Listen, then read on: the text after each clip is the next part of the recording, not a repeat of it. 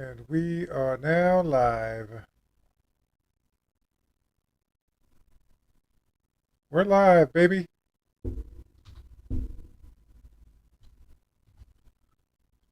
Ugh. Let's get some Pokemon music going.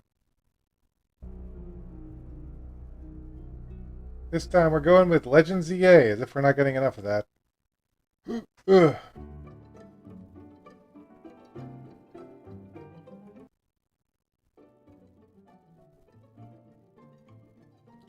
Okay, there we go. Get some music going. Booyah.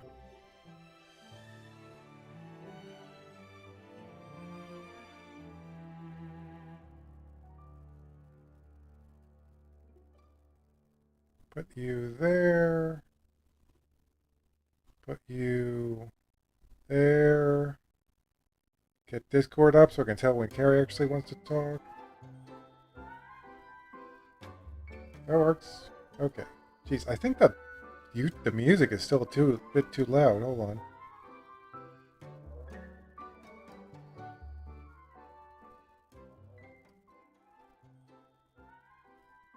There we go. That's better, I think. All right. Here we go. Back to the Pokemon story. Let's see where we left off.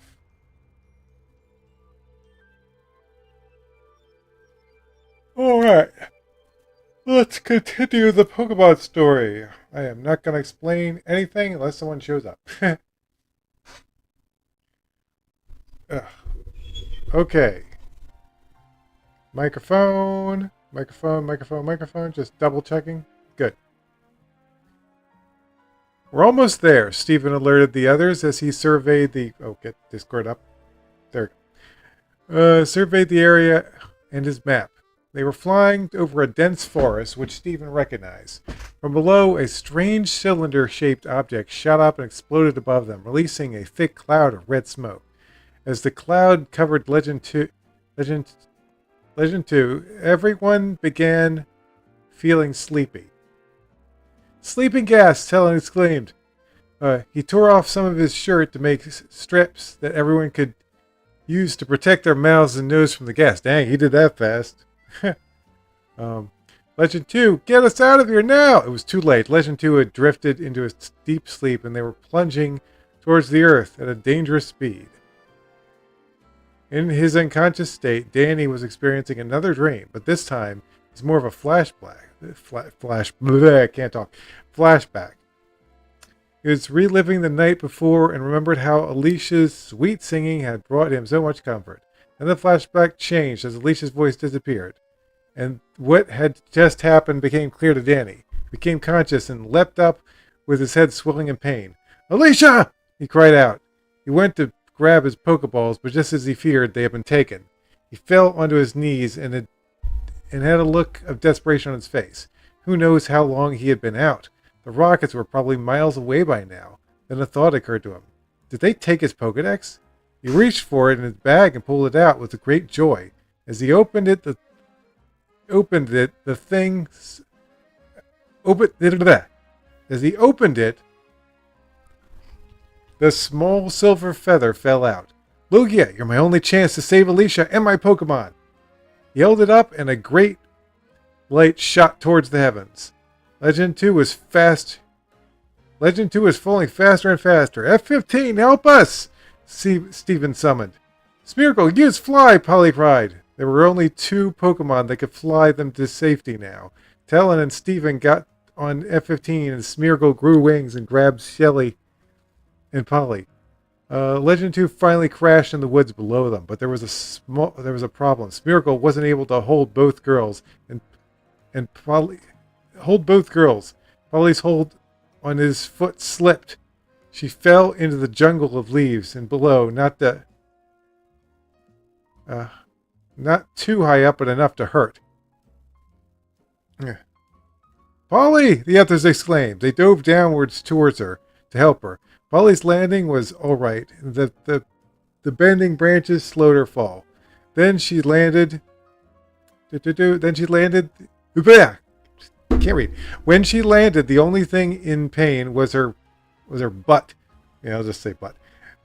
Because that's what she fell on. She looked around and saw in the dark trees that two men in rocket uniforms were coming towards her. She tried to get up and run, but she was too weak from the fall. "Stay away," she cried. "I don't think so, little girl," one replied.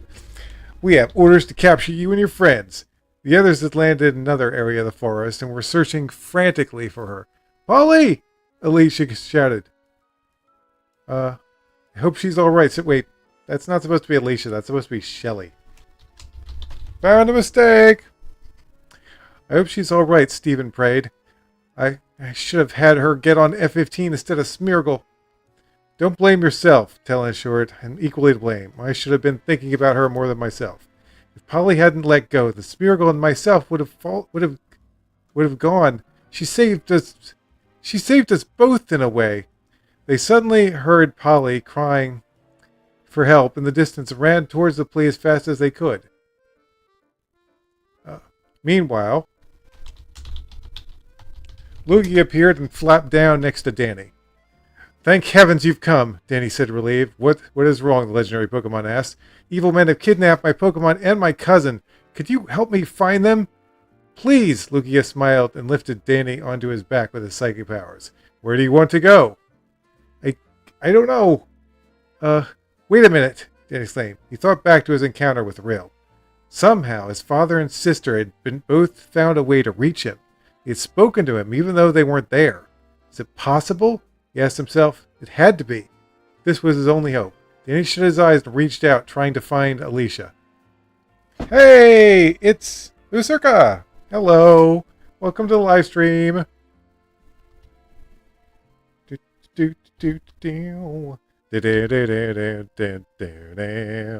Anyway, back to the story.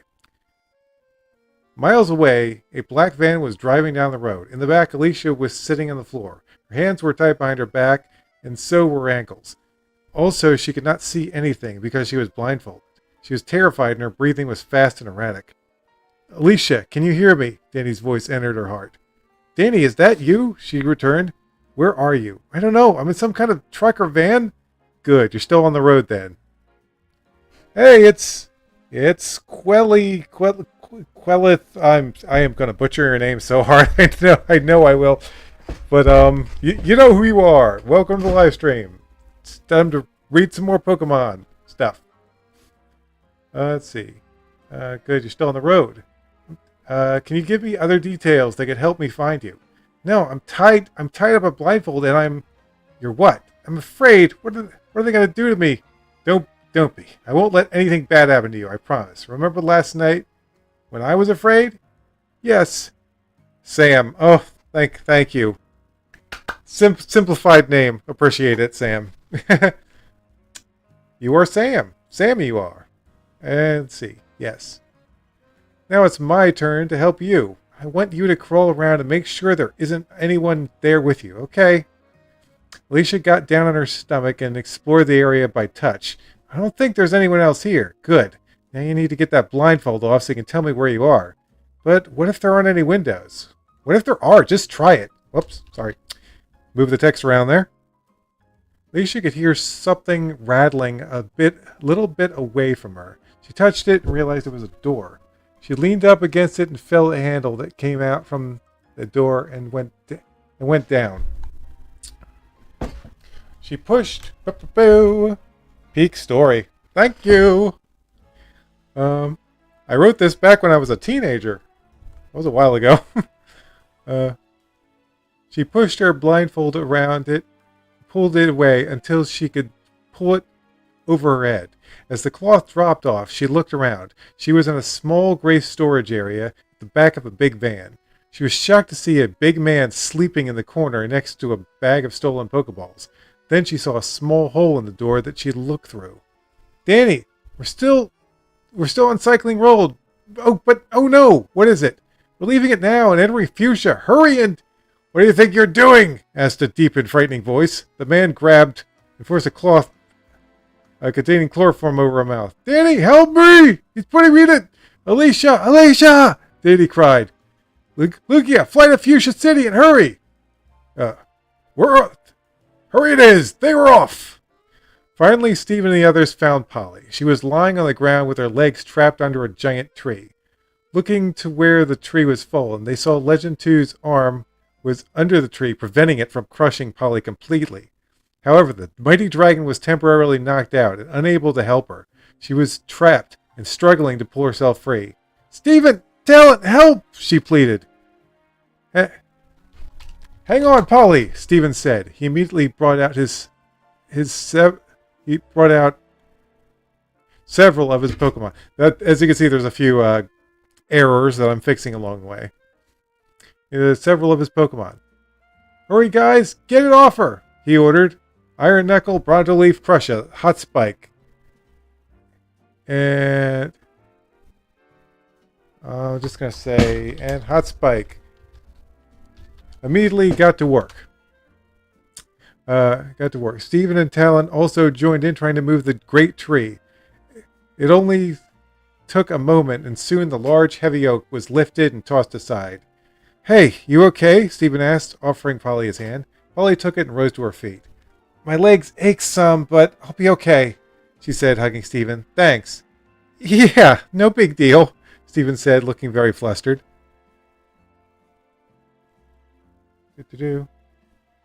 A loud noise echoed through the woods, and everyone saw Legend 2 yawning.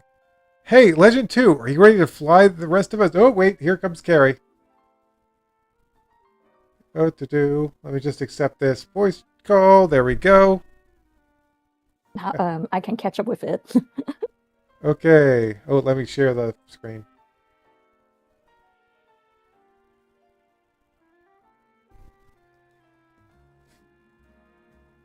Pretty much the only thing that's happened is Danny called Lugia to try and save Alicia from Rockets, who kidnapped her, and they just saved Polly, who got stuck under a tree.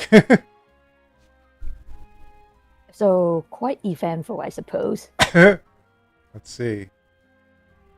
My legs. Is that how you spell ache? I think that's how you spell ache, right? Maybe do you put an E at the end or something? My legs ache. Yeah. I think that's it. Let's go and look into it.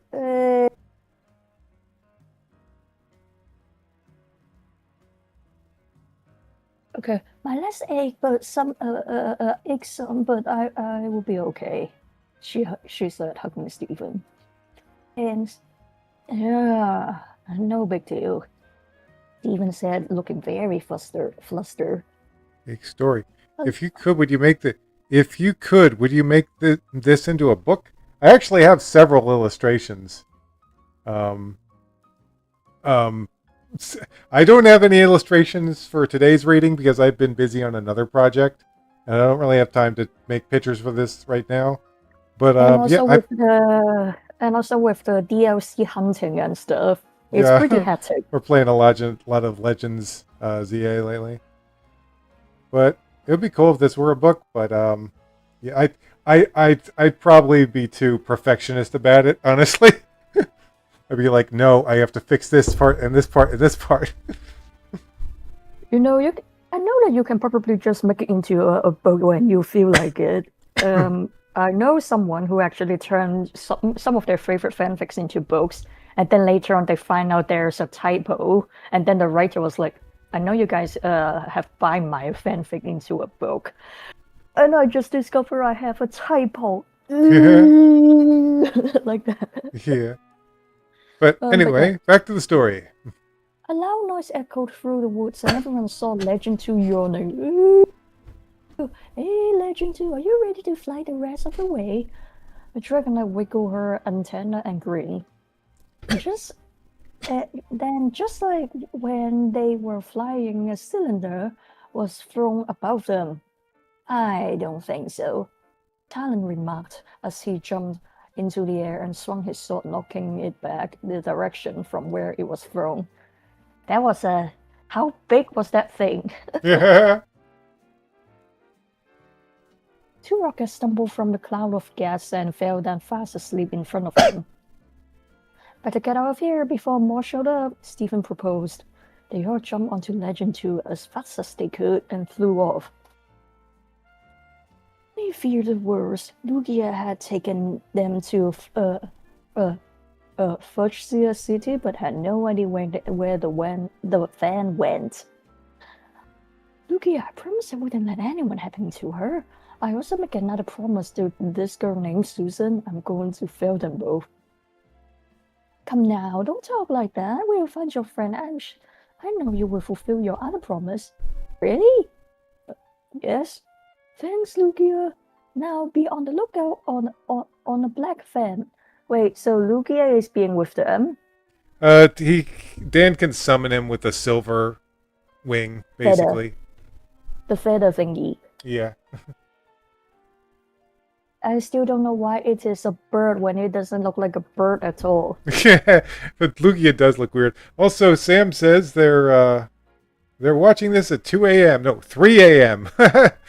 Interesting. You should be. If you are going to school tomorrow, please go to bed. Why are you still watching? Let's see.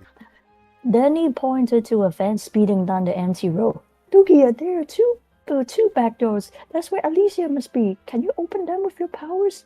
Leave them to me. Then he saw the doors rattle and then they flew apart.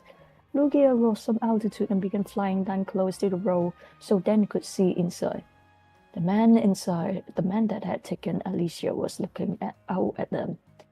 Okay, now send me in there fast. You are only 10 years old and already you have been dismantling crime syndicates like it was nothing. Yeah, well, that's Pokemon for you.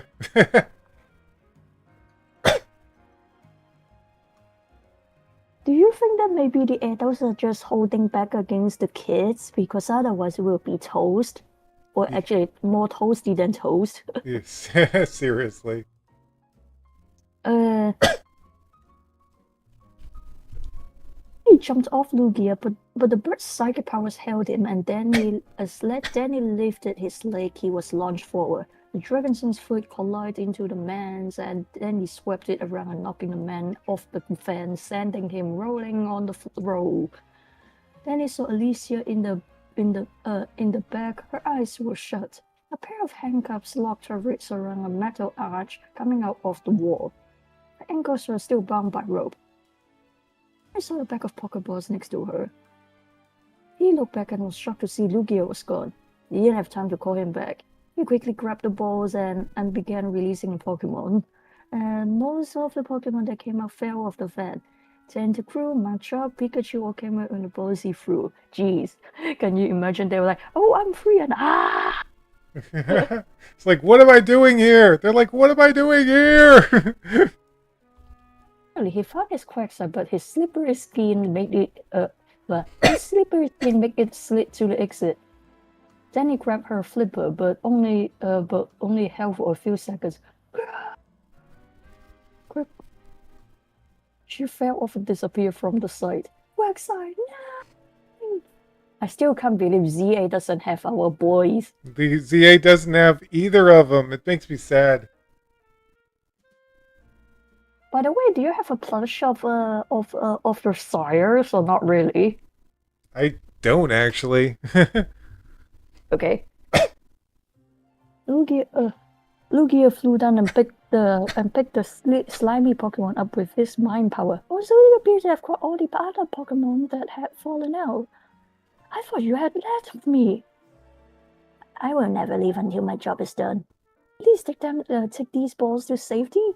Lugia took the sack and held it on his back like with the other Pokemon. Ah, he's working like a crane. What the heck? And please unlock the handcuffs that was holding Alicia. Alicia's arm fell down and her wrists were released. Also, Lugia tore up the rope around her ankles. Do you use Psychic to rip it open? Because he's kind of big. I guess so. Then he took her up in his arms and walked over to the exit. He stepped into the air and hovered above the ground with Lugia as the van drove into the distance. Thanks, Lugia. Without your help, I never could have done this.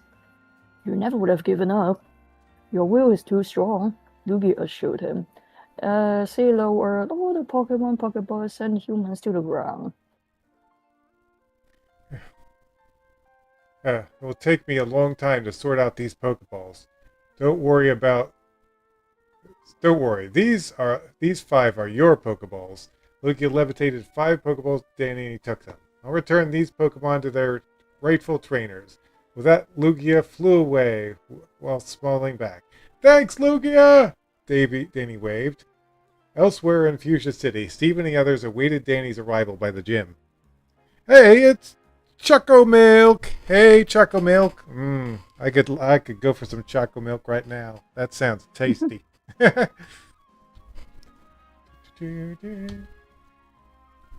are you doing? Just reading my old Pokemon fanfic. A few chapters will become my new Pokemon fanfic. I continued writing years later, but we'll get to that. Elsewhere in Fuchsia City, Stephen and the others awaited Danny's arrival by the gym. It was a large mansion that looked like it was of an ancient Japanese design. Where in the world is that kid? Stephen asked, stomping his foot.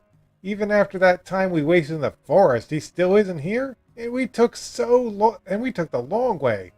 I hope nothing happened to them, said Shelley. I'm sure Danny can handle himself, Polly reassured her. Alicia's eyes broke open and trembled. No, I don't! It's all right, Alicia. Everything's fine, Danny assured her. At first he was carrying her, but he set her down on her feet once she was awake. What happened? I saved you and all the Pokemon in the van. Remember I promised I wouldn't let anything bad happen to you? She smiled at him and hugged him. I knew you wouldn't. My, that was fast. Danny heard the wretched voice coming from the distance. It was Eric. Your little rescue was just what I thought you would do. Why did you kidnap Alicia? Danny demanded. Ever since I saw that Lugia feather, I've wanted it. Our trap was originally meant to only take your Pokemon and that feather, but we couldn't find it as we searched you. So I knew that if we took your Pokemon and your little friend, it would make you so desperate you would use the feather. We'd left a camera nearby to see where you kept it. Now we know. Your Pokedex! It was an ingenious spot. The feather is so thin, it can actually be concealed there. Now, Danny, hand it over, and I'll let you and her go free. Not on your life, Eric. I can fight you. You still don't realize where you are, do you? That there is a reason the van took this path. You're trapped. They were surrounded by buildings, and the only way that led out was blocked by a solid line of rockets. I don't care how many there are, my Pokemon will defeat you, Eric. Sorry to disappoint you, Danny, but Team Rocket has actually been making a lot of money lately. We were able to hire some of the greatest scientific minds in the world to develop tools for us. Behold! Strange mechanical cones began extending for the building. They shot blue light. Damn, Eric, you really did spend a lot of money on this. Holy lasers, cones coming out of the ground. Damn. What are you doing? Hi. Hey, hey again, Choco Milk. Anyway, let's see. Try and call your Pokemon now, Dragon Son. Danny threw his Pokeballs, but the balls simply opened and closed. These balls emit powerful sonic vibrations that keep Pokemon from coming out. Now, since you refuse me, we'll take what we want by force. Danny began communicating 2 different ways at once. To Eric, he spoke verbally. Okay, Eric, you win. I can't beat you this time. I'll give you what you want. Just let Alicia and myself go. However, to Alicia, he spoke to her heart. We only have one chance to try and contact Shelley. Hopefully others are nearby. Tell her where we are and what we need, now! But can I really do it from this far? That's how I found you! Hurry! I'll stall as long as I can. That's it. I'm going in and challenging the gym leader with... That's it! I'm going in and challenging the gym leader without him, Stephen declared. Wait! Shelley exclaimed. Everyone looked there. There is danger! Team Rocket has trapped them somewhere in the city. How do you know this? Polly asked. I can't explain it. I just have a feeling. Polly knew what she was talking about and didn't hesitate. We need to find them now. Polly shouted at the boys. Legend grunted and roared as she leaned over so the trainers could board her. Yes, I'm giving up, Eric, Danny stalled. You are just too smart for me. How could I ever hope to fight against Team Rocket when they are being led by you? Yes, your plan was too good to hope that I could overcome it. After all, I am too young to understand anything. Now I must give up and hand over what you want. And so I am coming over to you now to give up. Enough with your stalling, Dragon Son! Eric yelled. Take it from him! Just as the rockets were about to charge, Legend 2 and the others saw Danny and Alicia. The dragon roared from above and was able to dive through the light wall when Danny spoke to her heart.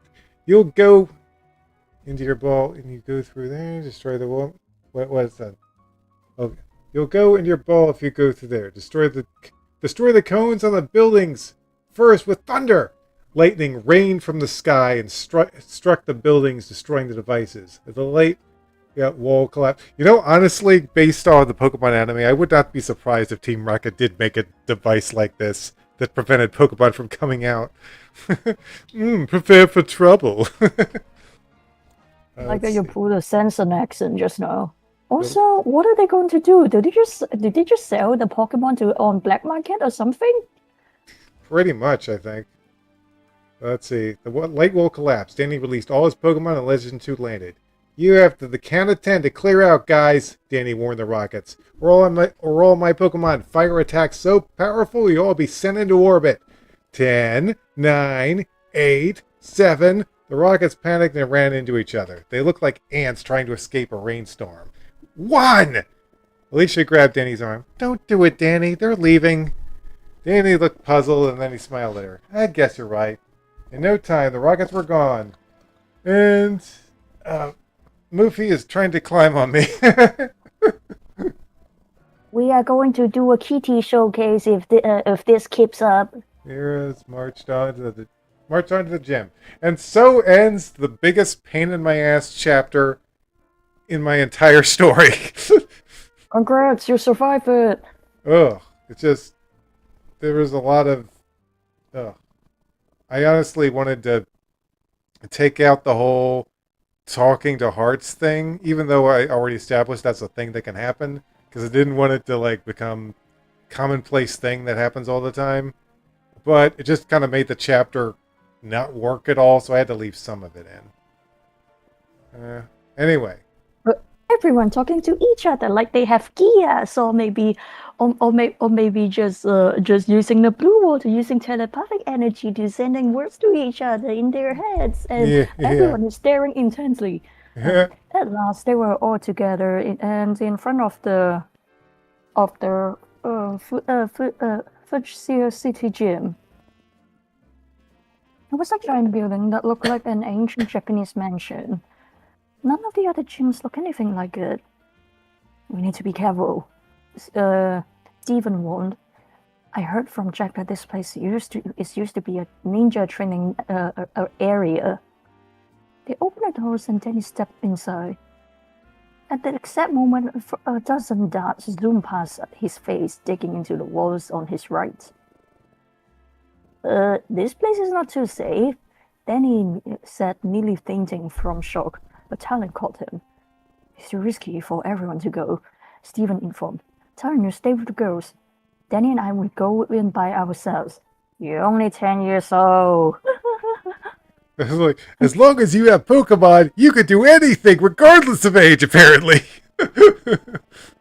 How old do you think that our character is in ZA? They gotta be a teenager. They don't look like a kid. I think that I heard somebody said that leader is actually just legal. just legal? What? Maybe 18 to she's about 18 to 20 or something. I feel like trainer designs have been getting older through the years. Like I think in Black and White they started being like, yeah, they're teenagers. They're not 10. How old do you think that May and May looks like though? Because May looks slightly older than when she started off. Yeah. No. It was like until sneezed on my neck. Dang cat. Anyway, let's get back to the story. Yep. You can get back to it after we finish this page if you remember it. Let's see. I know Red Knight will protect us. Well, Red Knight was like, why me? Why do I have to do everything? She moves just like a ninja. Then he stated, releasing Caesar. Help us against the booby traps. As the two trainers enter, Red Knight follow close behind. Careful now, Polly called, continuing through the gym. Mordat shot at them. Red Knight stepped in front of them, and they bounced off her metal armor. Pendulum blade swung down, and she caught it before cutting into Stephen's head. Yikes! She then tore it down and threw it aside. A trapdoor opened under Danny, and even before he stopped falling, Red Knight pulled him onto solid ground. There's a speed launching up from the ground, and she broke it in half, and her claws as it passed Danny's ear. Getting tired of saving them, Red Knight took both trainers in her arms and dashed through the gym. She was like that. She was like, this stinks. She's like, I'm sick of this. I'm rushing through. Hang on. And the boys was like, hey. She ran on walls, jumped from room to room until all the traps laid in heaps. Wow, she is really officially the mom in the party. Yep. Even though she cannot speak. Apparently. I plan on suing this gym when I'm old enough, Danny declared angrily. I'm almost impressed, said a high feminine voice. A woman was standing watching them in a corner. Are you the gym leader? Danny asked as Red Knight put them down. Yes, I am. My name is Jane. Is that how you say her name? Hold on. Is that how you say her name? Is that seriously her name? Hold on. I'm trying to... Janine... Pokemon. Yeah, that's her name. Yes, I am. My name is Janine. Do you wish to challenge me? Yeah, the both of us, Danny replied. I'm afraid I can only battle one of you at a time. Okay. Danny sighed. Steve, you have less badges. You can go first. I choose Mug, exclaimed Janie, throwing out the ooze Pokemon. This is too easy, Steven joked. F15, blow it away. Sludge attack. Have you never fought a steel type before? Steven asked. The sludge slipped off F15 harmlessly. No poison effects then. No poison effects or something.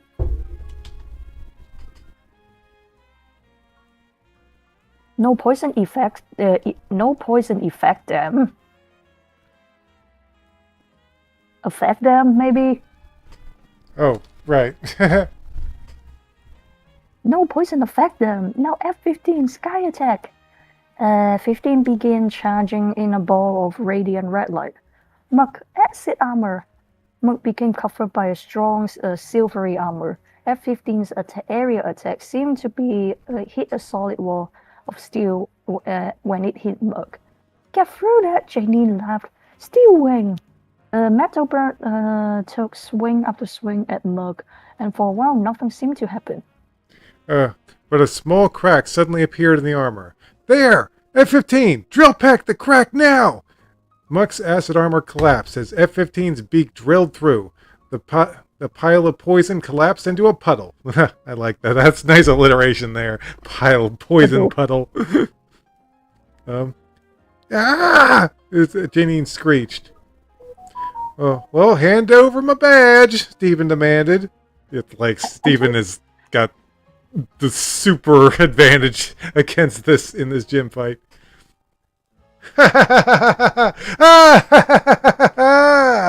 Janine let out a loud laugh. I would if I were the gym leader. Suddenly, what was thought to be Janine tore off everything, revealing her to be not the gym leader, but another girl. This was just a trick to wear down your Pokemon.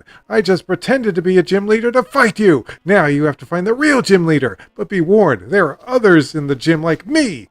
Danny and Stephen were both irritated that they had been tricked. We won't be fooled next time, Danny declared. And for your information, your muck failed at weakening my Skarmory at all, Stephen said confidently. Maybe I can take care of that. Another Janine had come to them. Ugh, are you the real gym leader? Danny asked. Danny, she's not going to tell us, Stephen shouted. I'm the real gym leader, replied the Janine. Oh, like we can trust you. Hey, it's Noemi. Noemi? Noemi. I think Noemi. Hello. The real gym leader. She's not going to tell us. Blah, blah, blah. Oh, like we could trust you, Stephen said sarcastically. That's it. I'll battle every trainer here if that's what it takes to get a badge, Danny declared. That's the kind of attitude we're looking for, Janine responded. I like you, kid. So I tell you what. Challenge me to a battle and I'll give you a clue as to how to find the real gym leader.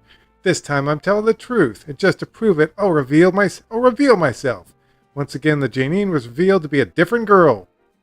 Well, I'll take you up on that offer. So, what will the battle be? 1-on-1, just like the last battle, and I'll use Arbok. Oh, look, a Charbaka. A purple cobra snake came out of a Pokeball and coiled itself up. Alright then, once again it's steel versus poison, Danny announced. Go Red Knight! Arbok used before either trainer could give orders. Arbok was laying senseless on the ground. Dude, Red Knight is like, I am sick of this shit. All of them looked in amazement. How did it do that? The girl wowed. Really? Wowed? Whatever. I guess Red Knight figured fighting poison Pokemon would be a waste of time for her. Danny put his hand behind his head and chuckled. What?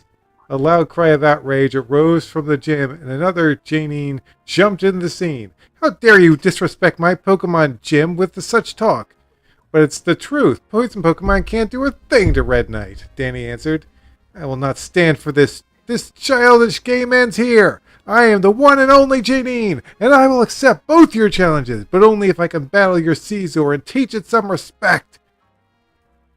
Red Knight turned her... Red Knight is like, someone is salty. I'm going back to sleep. Red Knight turned her back on Janine. Has this Lumiose music been playing for like 20 minutes? What is happening? I don't know. What are you playing? I cannot hear anything. I'm playing like a soundtrack, but hold on.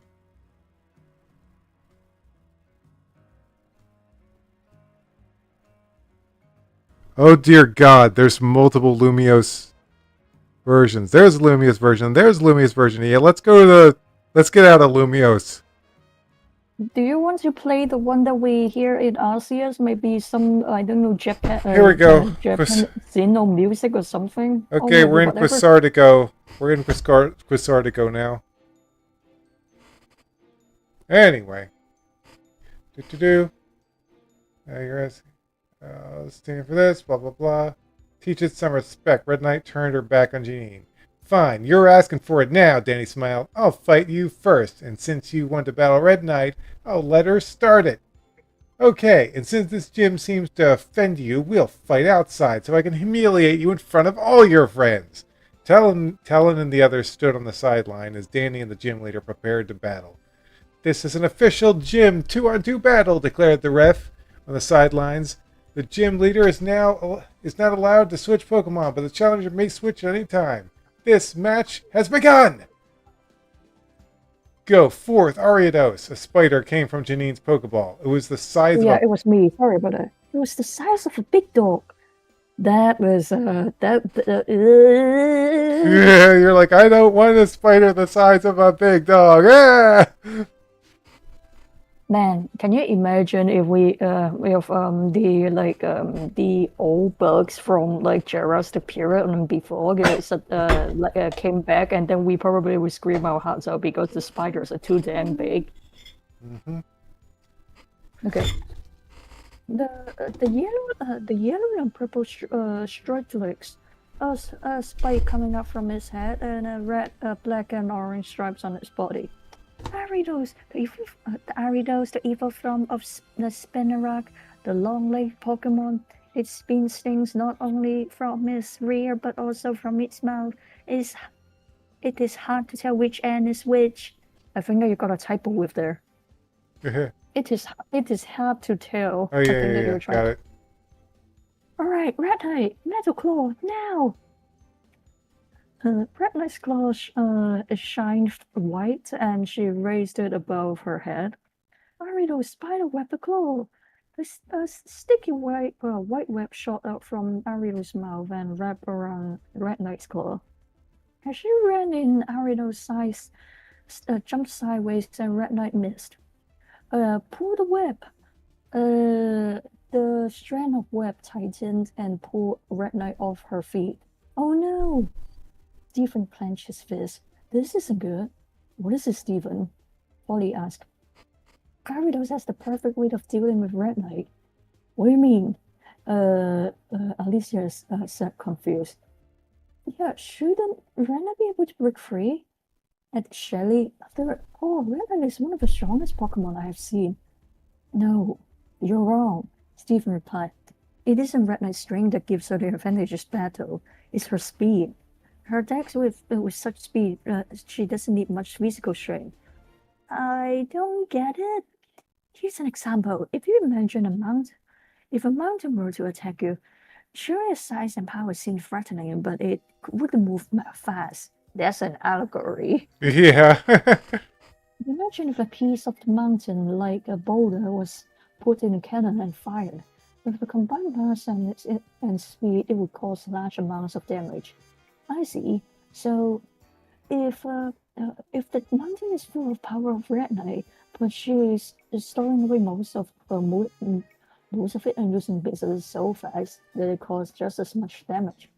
Exactly. She only used full power after using Sword Dance, but not even that can help it now.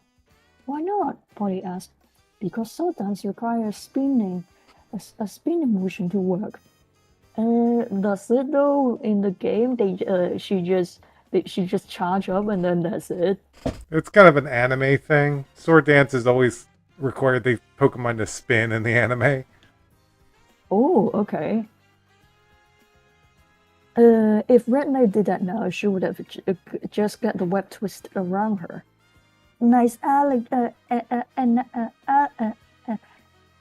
analogies over there, Steve. But this won't be hard at all. Just cut yourself free with your other claw. No, Danny! But it was too late. Ran a closer claw around the web, but instead of pricking it, stuck it. You underestimate Ariados, Janie laughed. Now Ariados teach that metal moron a lesson. What? Now! Oh, I think you're going to say now, yeah. Now, Ariados, teach that metal moron a lesson. Ariados pulled on the web hard and whipped Red Knight to the ground. Oh no, Red Knight! Get up! Red Knight rose. Good, now attack. She looked like she's going to attack from above, but she ran from the side with her sticky claws. Alright, great strategy. Ariados dodged it easily by jumping above. How? Danny stood stunned. Oh no, the web, Danny! Then Stephen exclaimed. Danny looked at him. It was like a normal web. When an insect flies into a spider web, the spider feels the vibration from the web. Think of it as the spider and the web being one. But that means it will know what Red Knight does the second she's doing it. You get to free Red Knight from the web now, Polly exclaimed. Can you Can you withdraw your Pokemon like that when they got into a sticky situation, or you cannot, right? There's certain moves that make it so that you can't withdraw your Pokemon. A sticky web kind of makes sense that you wouldn't be able to do it. So probably kind of like some other ones that you cannot switch, and you're like, why can't I switch? What? But how? Danny thought. If Red Knight uses Sword Dance, she'll get even more trapped. If she doesn't, she'll be stuck in that web. Unless there's another way to increase her power without spinning. Got it! Red Knight, bide your time! Danny exclaimed. Red Knight stood there and shut her eyes. Ariado's sonic boom! Sound waves hit Red Knight, but she stood firm. Good. Now, Psybeam! A rainbow light was shot from Ariado's and it bounced off Red Knight's body like nothing. It's working! Psychic! Red Knight was lifted up and thrown back. What have I done? Being connected to the web, Ariados flew back with Red Knight. As Red Knight hit the outer gym wall, she opened her eyes and broke the webbing apart. Ariados flew into her arms. Red Knight, end this! The steel Pokemon spun the spider in the air, wrapping its own web around it. Then she kicked it across the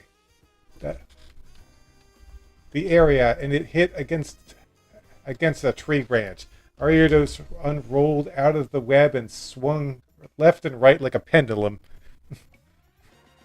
No! Janine cried, calling back Ariados. What just happened? Alicia was stupefied. Ha! Janine isn't as good as she thinks. That's what just happened, Stephen replied. Danny knew he couldn't use Sword Dance to power up Red Knight, so he used Bide instead. While Ariados was failing to damage her, Red Knight focused her power and broke loose. Also, Janine accidentally used Ariados' web against itself.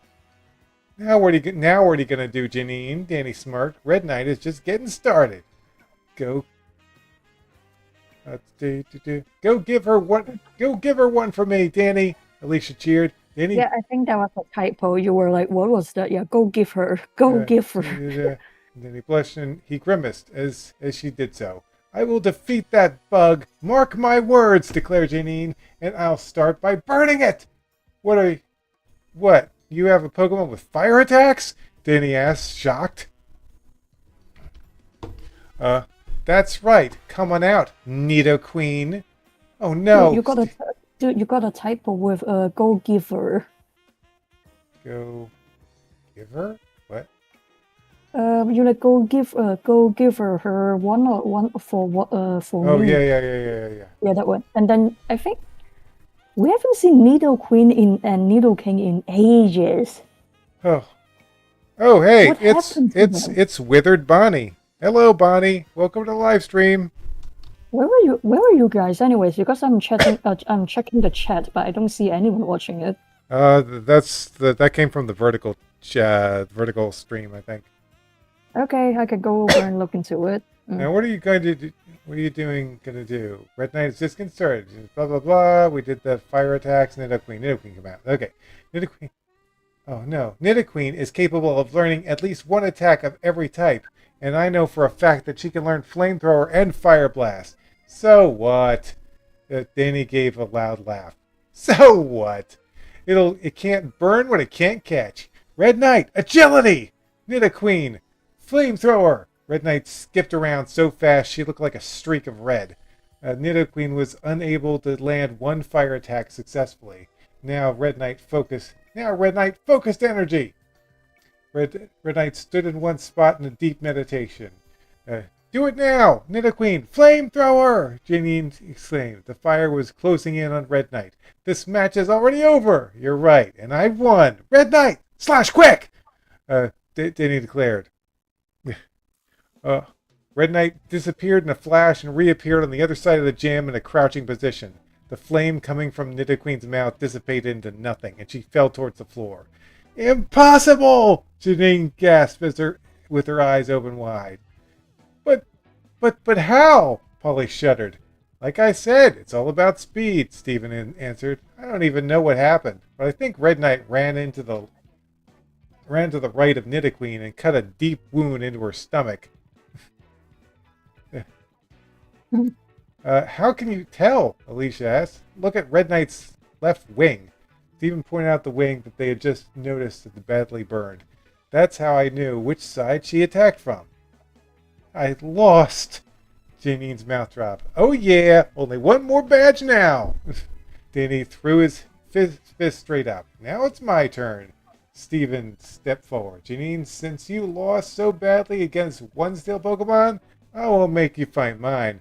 I promise that I I will not use any of my steel Pokemon to battle you. Why does it make you sound a little bit better? That doesn't seem to make her better though. And don't you guys need to heal up your dudes first? I don't think that they heal up their dudes first, though. I think. Huh. They don't recover their Pokemons first, like maybe go to things like that and then fix them up. They didn't go to a Pokemon. Well, I mean, I guess for the most part, Steven's Pokemon was just used for flying, not battle. Okay. You regret it. Oh, that sounds threatening.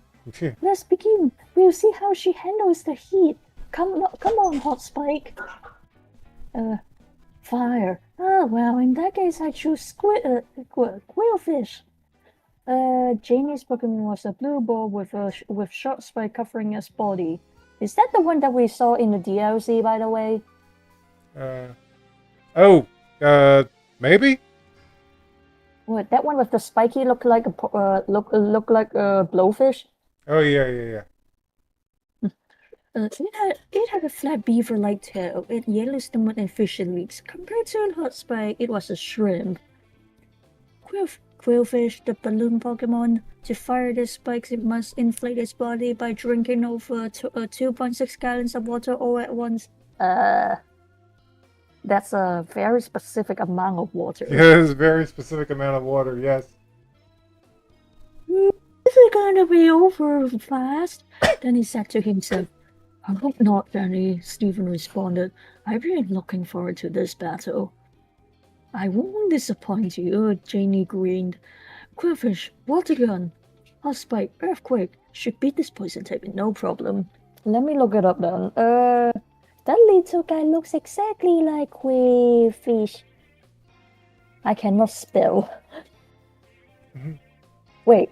Actually, they do look very adorable, and they do look like a blowfish. Yeah, they look like blowfish.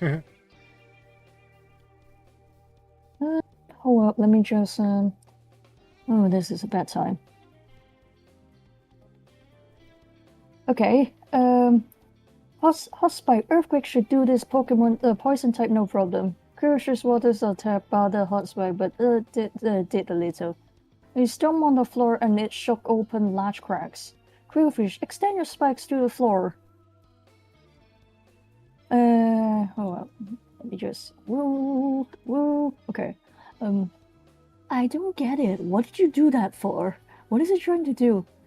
Like now, Quillfish spike pinned on down and the earthquake had no effect. Good, now use water again, but this time aim for those wild cracks. Quillfish shot water all over the cracks and filled them to the brim. Go into the cracks. Everyone gasped. I get it now. Janie filled those cracks with water to make canals. Of course. Stephen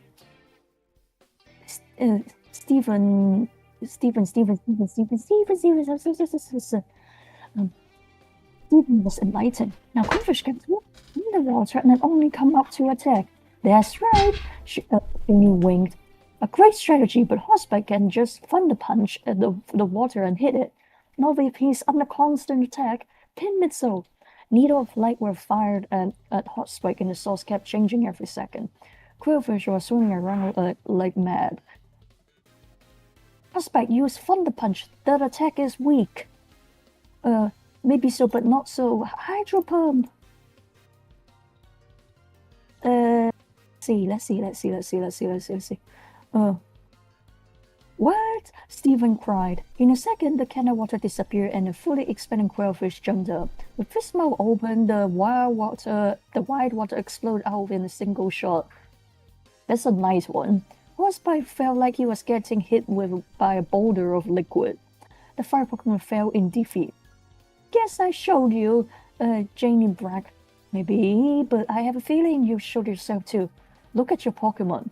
Indeed, Quillfish is lying on his back and completely tired. Both trainers recalled their Pokemons. Now it was the final match. So it came down to this. I won't lose. Go, Nidoking! Okay?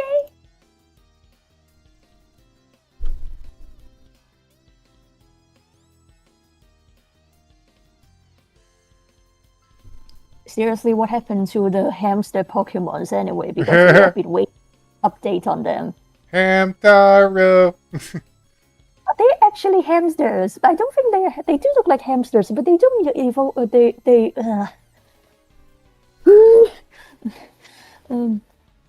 I'm going to bring Crusher will see to a Nidoking Thunderbolt.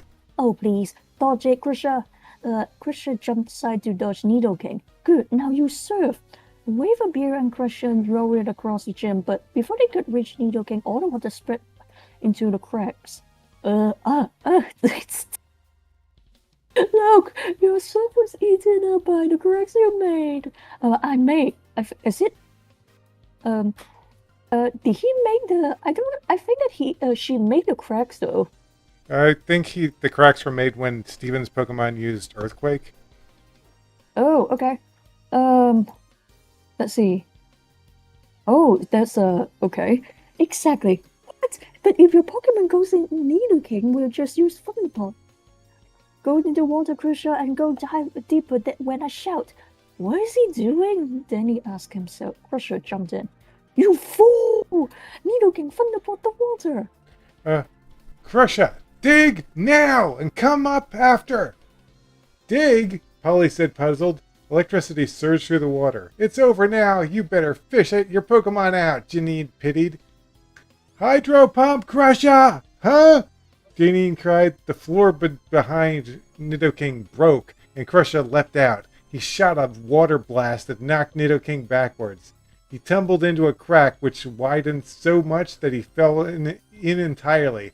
After a minute, Janine called him back. How did you get my Pokemon to be safe underwater from the electric attack and take the win? Well, Crusher dug deeper into the floor and blocked the water off. Then he simply dug to the area behind Nidoking. I've never seen anything like that. Janine was stunned. You truly deserve this badge. It was a good battle. Hey, what about me? Danny shouted. I won faster. No fair. This is a short chapter. What the heck? Yeah, it was a short chapter. But I was like, I read it and I was like, this is really short. Meh, moving on. Chapter 31. The Princess I Problem. feel like if we are going to have a rematch if maybe in the future if they are going to challenge her again, she probably will be better. I think that this is because she took over her father's mantle earlier. I think that it was not too long since she took over her father's mantle. Maybe that's why she is not very experienced on doing that. She's probably going to get stronger and getting better Pokemons from it. Mm-hmm. Oh, I don't know. Who knows? Chapter 30. Well, I guess I know because I wrote the story, but I'm not saying. Shut up! You're like, I'm not going to say anything. Is this the last chapter before? Hold on. So we're on page 18. Yeah. Oh. Okay. Carrie, this is the last I wrote as a teenager. Whoa, do you want to finish it? Yeah, let's try. We got, what, like 12 pages left? That's not bad. And then next time we'll be reading stuff that I wrote recently. Can you believe it? Holy crap! You probably will have your writing style probably will be very different. Chapter 31: The Princess Problem.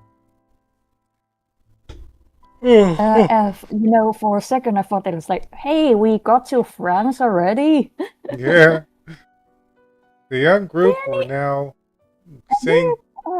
Are there any other princess-like Pokemon other than Board? Anyways, sorry for interrupting. Not that I can think of. The young group are now saying goodbye to the gym leader at the front door. Janine apologized to them for being so rude earlier, as she should. I'm sorry, I just thought that you were the kind of trainers who think they can just go around with steel types and cream everyone. I don't know why you thought that, Stephen chuckled while blushing. He realized that Janine had just described his earlier Pokemon trainer career. Well, I feel I can trust you now, Janine said. So, where are you headed? To where I get my last badge, Danny answered. I guess the closest gym now is on Cinnabar Island. Oh, this is a great coincidence, Janine grinned. What is? Asked Stephen. Well, the quillfish I just used in battle has been uptight and restless lately, and I know why. It wants to migrate with its kind. Quillfish group will be swimming past Cinnabar any day now. Do you think you could take Quillfish and release it into the group? No problem, Danny replied. Since that's where we're going, why not? Thank you. Just be sure you arrive on the island before the quillfish pass by. You know, I don't even know why I included this in the story, because it's like... I must have had some, like... some idea to do with this quillfish, but, like, when I continued the story years later, I was like, the fuck am I supposed to do with this thing? Do you think that I was thinking about maybe he was thinking maybe you were thinking about you want Janine to join them in their thingy, but then not really, and then you change it to like, can you just release my dude like that? That's it. They are now entering the Pokemon Center in the city. That's a weird sentence. I don't like that. Dude, what the Cinnabar Island? So for I thought I can hear Cinnabar's theme for a moment. Afterwards, they headed to the Pokemon Center in the city. There we go. That sounds better. We better go in and get some. Where was I? We better go in and get some food and rest for tonight, Steven suggested. Food! Danny ran in. Boy, does that kid ever get full? Steven asked. After a hearty meal, I hate it whenever I call them heroes. Because it sounds too much like the Pokemon anime. Our heroes, da-da-da! Our young trainers retired. The young trainers retired for the night. But little did any of them know what tomorrow would bring. Danny yawned and stretched his arms. Good morning! Good morning! I actually did a real yawn. He said, blinking his eyes. As he climbed out of bed and left the empty bedroom, he saw something extremely odd. Usually a Pokemon Center had one Nurse Joy and several Chansey and Blissey at work helping trainers. And that was what the center was like last night. Today, however, some men in white coats, probably doctors, were serving trainers. Also, the Pokemon helpers were all male. Not a Chansey or Blissey in sight. Danny went over to the table. What is this? Male harem.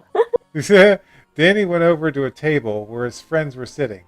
Hey, Steve, what's... Stephen got up and pulled Danny and Talon outside. I'll tell you what's up, Danny. The clock has counted off till doomsday. It's like, what? What? What do you mean? Danny yawned, still sleepy. Today is Princess Festival Day. Dun dun! What? I don't get the joke. Danny's eyes opened wide. No, not that. What is Princess Festival Day? Talon asked. You're joking, right? Stephen questioned. No, I've never heard of it.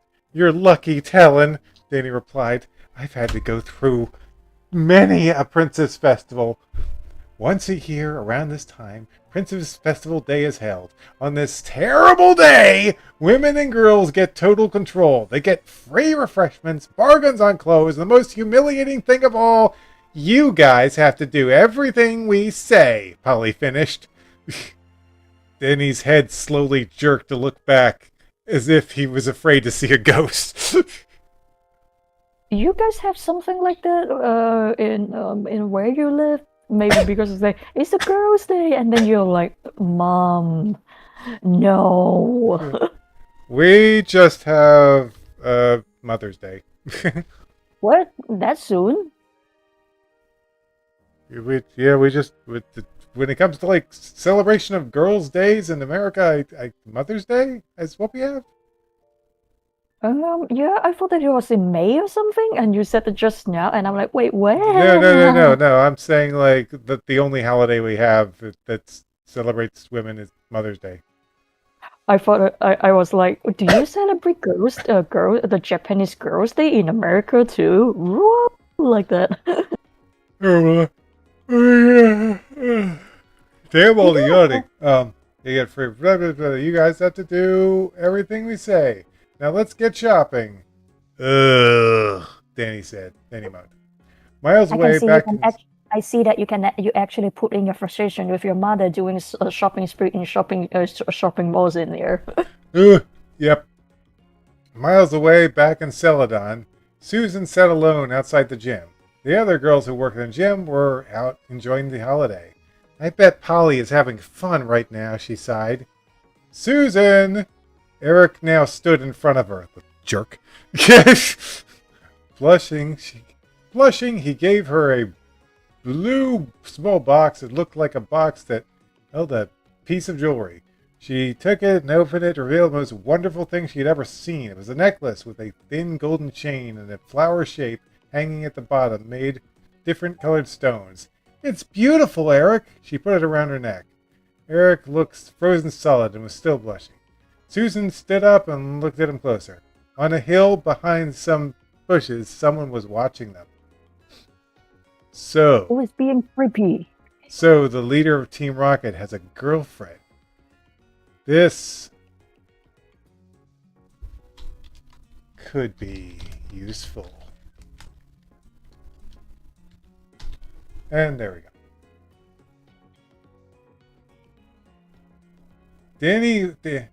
go. Hold on, my character's spazzing out. Danny's worst fears became reality. He was trapped in a department store surrounded by racks of clothes, bargain bins, and Oh no, you were trapped. barns and bins and crowds of girls. Polly bought dozens of clothes and made him and the other boys carry them all. Oh my gosh. However, the worst part was watching Polly and the others try on the clothes and ask stupid questions like, how does this look? Does this match my eyes? Or should I get one or two? Tal and Steven answered positively every time, but Danny just laid back and started trying to sleep. Of course, at lunchtime, Danny got really upset. He could only get something small because he was a boy. But even though the girls could get a lot they didn't. They wanted to keep a low weight. Well, then why don't you get a lot of food and I'll eat? He suggested to Polly. You know that's against the rules, Danny, Polly replied. Ugh! Danny shook his fist. A loudspeaker began announcing things in a man's voice. Attention, ladies! We would like to remind you that a formal dance will be held in the evening at the Fuchsia Plaza. A formal dance? Alicia and Shelley exclaimed. Danny, will you take me? They both said at the same time, but Danny wasn't there anymore. Well, where did he Then he go? ran away. He was like, ah. This is like, I don't want anything to do with this. My guess is he ran the second he heard. Talon replied. Grr, we have to find him, Polly declared, upset. No way am I going to that dance, Danny told himself as he made his way through the crowd. He kept going until he bumped into someone. Sorry, mister, he said it. He said it before he even saw who he hit. Danny, is that you? Danny looked up and saw his father staring back at him. Dad, it's you! The father and son hugged each other. Kyle was nestled safely in a cushion pack that was strapped securely to Dan's back? That sounds weird, but whatever. The toddler was taking a nap right now. Danny was carrying a heavy load of bags and boxes. What are you doing here? Well, it is Princess Day, and when your mother saw the great deal, she just had to come down here. Where's Polly and the rest of your friends? Oh, well, I kind of got lost, Danny lied. It's not too hard. It's not too hard to get lost in a place like. It's not too hard to get lost in. Blah, blah, blah. It's not too hard to get lost in a place like this. Man, I've never seen so many women in one place before. Dear, what do you think of this one? Danny's mother came out from a dressing room. She had on a bright Oh, damn. sleeveless red dress. Oh, it looks.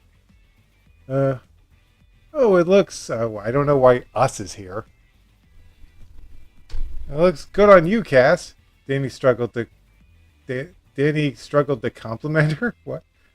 Oh, Danny dear. I don't know why I said struggled to compliment. Whatever. Oh, Danny dear. She took notice of her son. How nice to see you again. How is your journey going? Great. I only need one more badge. Dan saw that Danny was carrying 7 Pokeballs. Danny, why are you carrying one too many Pokemon? Oh, I got a quillfish from a gym leader in Fuchsia City. Need to release it in the sea around Cinnabar Island. That was very grown up of you to offer, Danny, Dan complimented. There he is! Danny looked and saw Polly and the others charging in. Well, I gotta be off now. Danny was off in a flash. Polly stopped in front of her mother. Polly, dear, what's going on? Cassie asked. Danny is running from us so he doesn't have to do anything on Princess Festival, Polly explained. What? But he told me that. Dan stopped as Jack and his family appeared in front of him. Whoa, everyone's showing up now. Jack? Hey, Dan, small Pokemon world, huh? At least Jack is admitting that the world belongs to Pokemon. What are you doing here? Dan asked. The same as you. He's the same you are. Barbara, is that you? Cassie grinned. Cassie, it's good to see you again. Oh, that's a cute outfit. Barbara complimented. Everyone seemed happy for the reunion except for Polly. She was still too upset with Danny to care. Maybe we should go look for Danny, Steven suggested. Don't bother, Polly huffed. If he wants to be a jerk about this sacred day, then let him. He's not going to ruin it for me. I know. I know. Why don't we all go shopping together? Jeez, is that all you people do on this day? Cassie suggested to Barbara. Sounds good to me, Barbara replied. My psychic sense is warning me to make a run for it, Dad. Greg spoke telepathically to Jack. I like Jack's response here.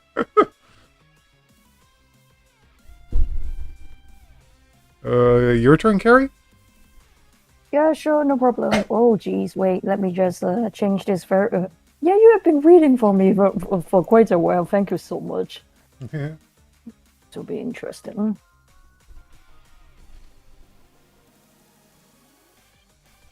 What? I already invite.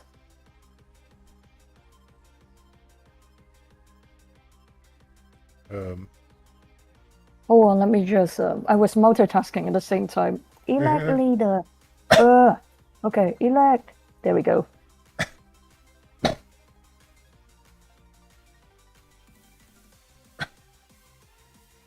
Not yet. Everyone is on their guard.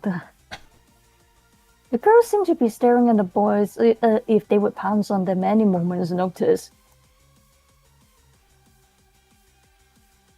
It's not a big deal, guys. No need to get all your fangs out or something. I mean, like, you can be upset, but there's that.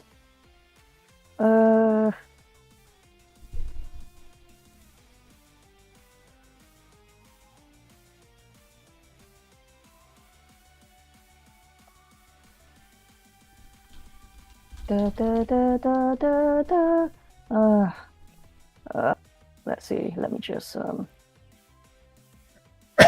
Okay, this is good.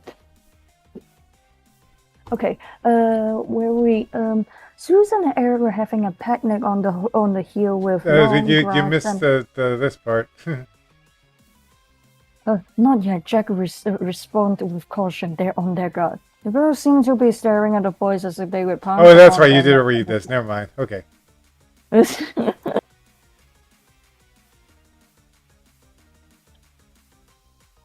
No, that's okay. Don't worry too much about it. I got this.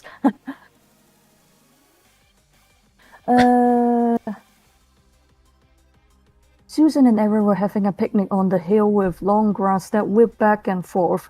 They had food laid out on a blanket.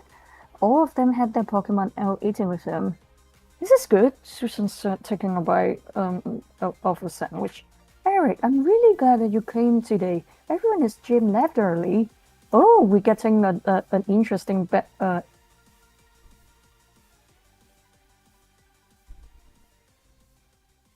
You still there? Yep, I'm still here. Let's see. Eric could only think of one thing at the moment, and it was how stupid he was for doing this. The rocket leaders were not supposed to go on picnics with girls. He felt two sides of them are pulling apart. On one side, his strong will command him to command rockets, and the other was his love for Susan. I feel like she's going to say no to you anyways. Seriously, once she learns the truth, idiot. Susan, he gazed at her. Yeah?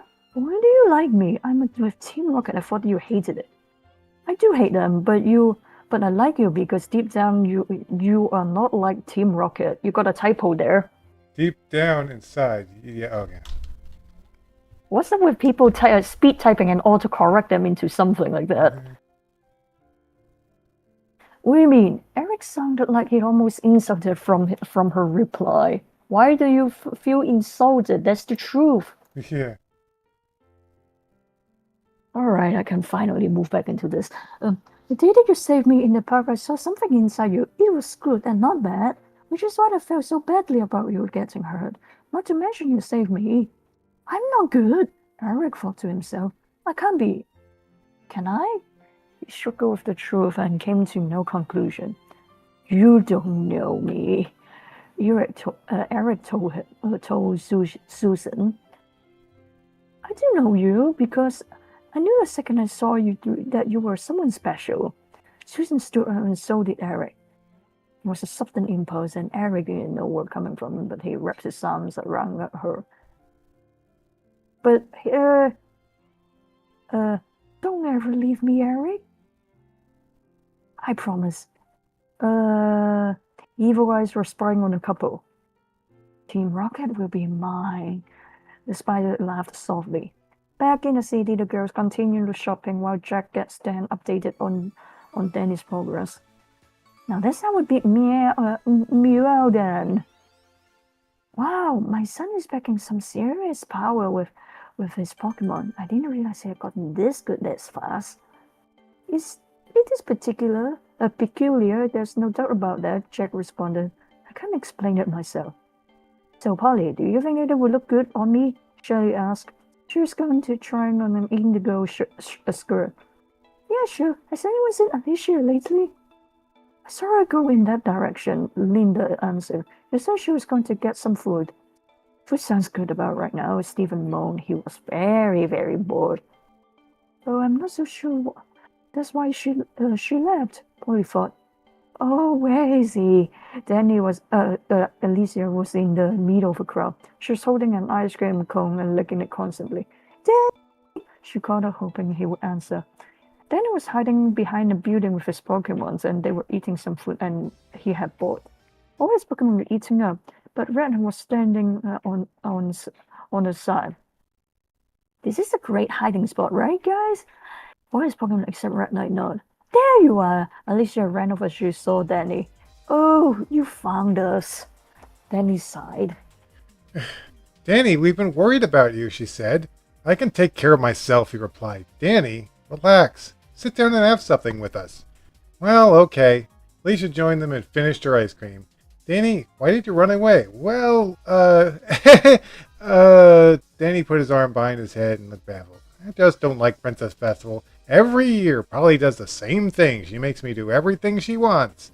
Alicia's about to respond. The voice came out from a live speaker and stopped her. Attention, all female trainers. Before the dance, a tournament is going to be held. All female trainers may enter. However, you must have a minimum of 6 Pokemon. The prize will be a gift certificate for 500 at the Fuchsia department store. 500. Whatever. For further details, see the information desk in the city square. Wow, a tournament. I wish I could enter, Danny said sadly. Linda and Polly ran to their mothers, who were both sitting down on the bench to take a break. Mom, did you hear? Linda asked Barbara excitedly. Yes, it was just it was just about impossible not to, Barbara answered. That voice hurt my ears. Well, are you going to enter? Sorry, dear, but I think I'll sit this one out. All this shopping is giving me back pain. Well, I'll enter then, Linda stated. I'll enter too, Polly followed. Linda looked a little surprised at Polly. Gee, I've never seen you Pokemon battle before, Polly. Well, if you really want to lose to me, then I guess you can enter. We'll see who will be losing, Polly replied. They stared at each other down. This should be good, Greg thought. Danny and Alicia were spying on them from around the corner of a building. Polly battling. This is gonna be good, Danny grinned. While they're all saying, this is gonna be good, this is gonna be good. Hey,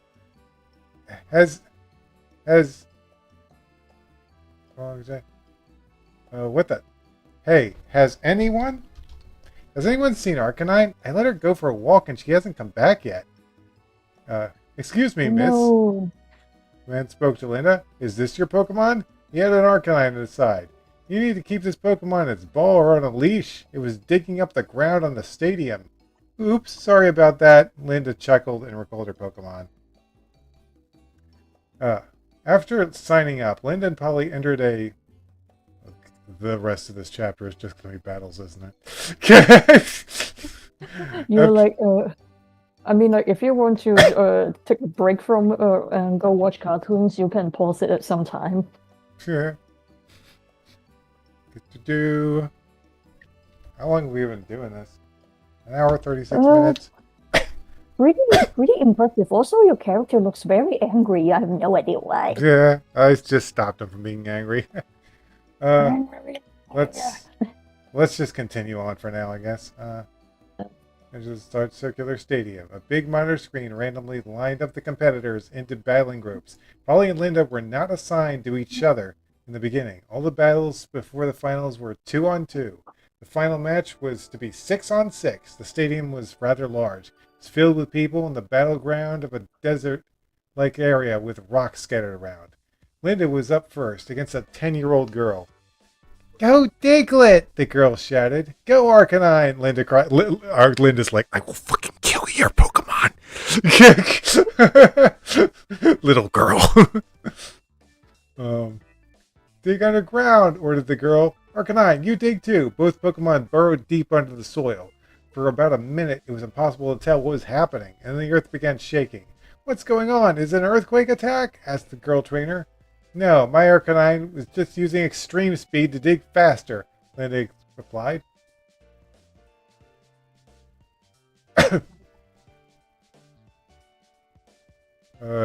Your turn? Oh, okay. Oh, I'm here. Sorry, I was just watching videos on people spinning their cat hair into urine. Oh, interesting. I don't think your cat can do that though, because he's too sleek.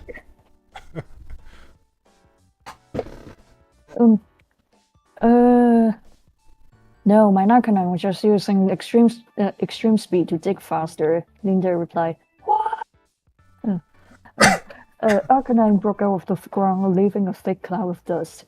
Now, use Ember! Large fireballs shot out of Arcanine's mouth and exploded the ground as Diglett popped its head out. Diglett fainted instantly. Come back! Now go, Corsola! The new Pokemon looks like a chunk of coral reef. By the way, how do you feel about the ghost version of this poor thing in Yola? It's tragic, and really, it may be one of the saddest Pokemon that's ever been created. What are the other sadness then? Let me finish this page, then you can tell me. Its top half was pink and its bottom was white. It's made of horn-like parts coming out of the top. What is that? Polly watched from the side and used her Pokédex. Corsola, the coral Pokemon. The ponds of this head absorb nutrients from clean water. It cannot survive in polluted water. Oh my unless you're god! It's like that. If there is polluted water, this is how you get Galarian Corsola. And it will get up, and it will curse you if you upset it. Excellent. uh, the trainer laughed. Corsola is rock and water type, so your fire attacks are weak against it. And who says I need to use fire attacks? Linda smirked. Ground attacks will do just fine. What? Oh. Dig underground. Corsola, water gun now. Arcanine tunneled under and before the water touched it. Good boy, now come up.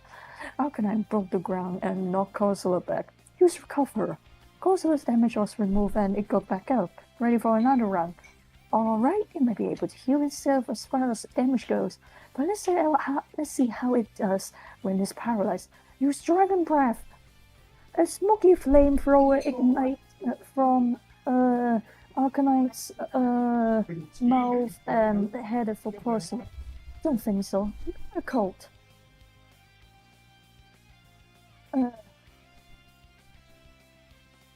The shining barrier, a shining barrier surrounded Corsola and sent the blue flame back into Arcanine. This isn't good, Linda thought. One of Arcanine's main strengths is his speed. Jack pointed out, let's see how Linda handles her handicapped Pokemon. Just to make sure you don't try that again, Corsola put up Safeguard. A blue veil covered Corsola. Now use Hydro Punch. Corsola shot a water blast at Arcanine and it couldn't dodge. Slowly the dog collapsed. You did great, Arcanine. Linda smiled as she had him return to his ball. Okay, then I'm a psychic, but I don't even look. But can't even, without looking into the future, I can see that this battle would be over in 3 moves. It's time, Wigglytuff. I still remember that side quest we got. That was a really weird one. Oh yeah, the stinky Wigglytuff. You might be right. What's that? Rock Smash. Move 1. Sunny Day. Wigglytuff was hit hard by the attack, but summoned a sunny light anyway. Change it to Ring and use Ring Dance. Disable Corsola.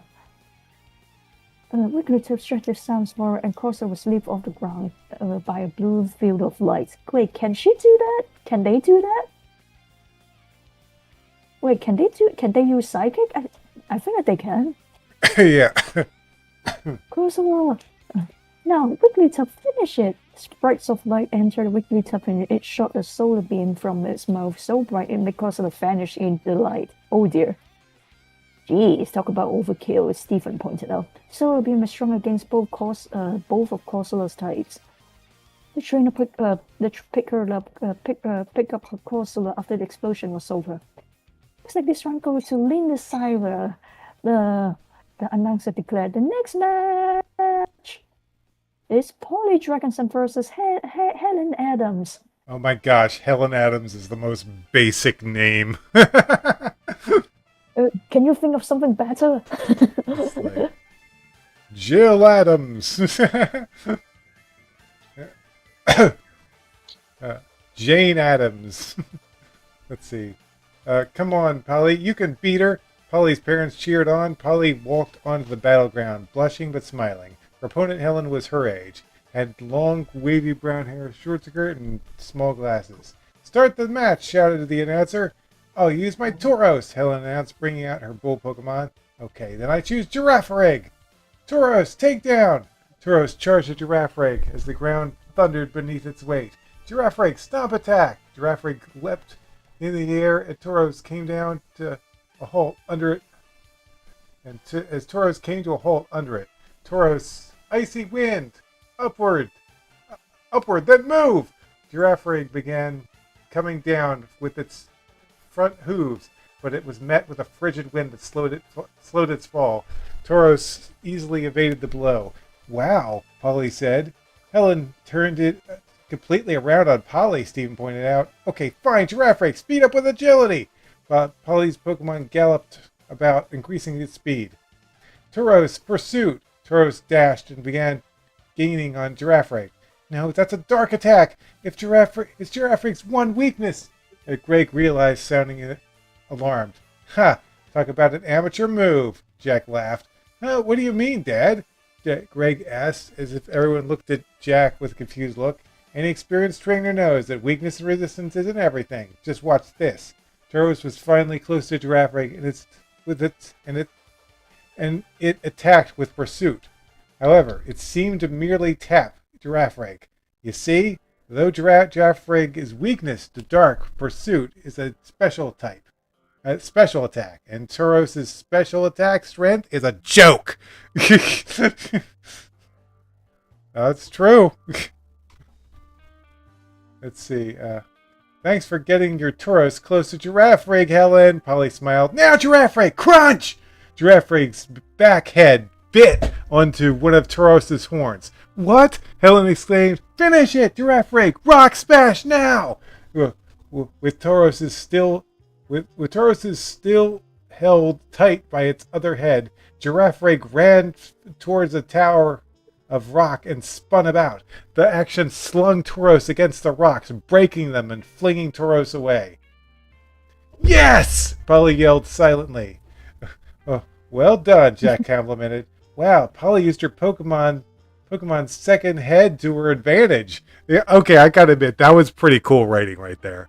Using Giraffreg's other head to attack like that was pretty cool. She is a good strategist. We are very proud of her. Helen just stared on in amazement. I better be careful if I end up battling her. But that's only if she moves on. Helen moved to her next Pokemon, Miltank. You won't win this time, she declared, a little upset about how the battle had gone. Go, Miltank! Roll out! Miltank jumped and flipped into a roll that shot her out like a wheel. Before Polly even reacted, Giraffreg was tripped onto its side. Oh no, Giraffreg, she exclaimed. Good job, Miltank. Now go back and use Dynamic Punch. After a tight turn, Miltank rolled back and came out of the roll to attempt an explosive punch. Baton pass, Giraffreg! Giraffreg disappeared from the field and into Polly's Pokeball. And now you're up, Skiploom. You bring out Skiploom? Is this a joke? Helen taunted. Don't underestimate my Skiploom. It may surprise you. Skiploom, sunny day! This'll be easy. Miltank, blizzard! But Miltank blew out an icy storm from her mouth, and it appeared to go through it. What? An after image, Danny declared. Now Skiploom, amnesia! With amnesia, Skiploom now had a stronger defense against special attacks, as well as increased speed from Giraffreg's baton pass move. All right, Polly will win this for sure, Cassie smiled. Don't be so sure, Dan responded, less sure of the situation. Dan's right. I've seen this situation turn around with a single move before. All right, I guess he's going to say move there. It's kind of blank. Nice try, Polly, but Miltank knows Psych Up, Helen informed. But Polly gasped as Miltank used Psych Up to gain all the stat enhancements Skiploom had.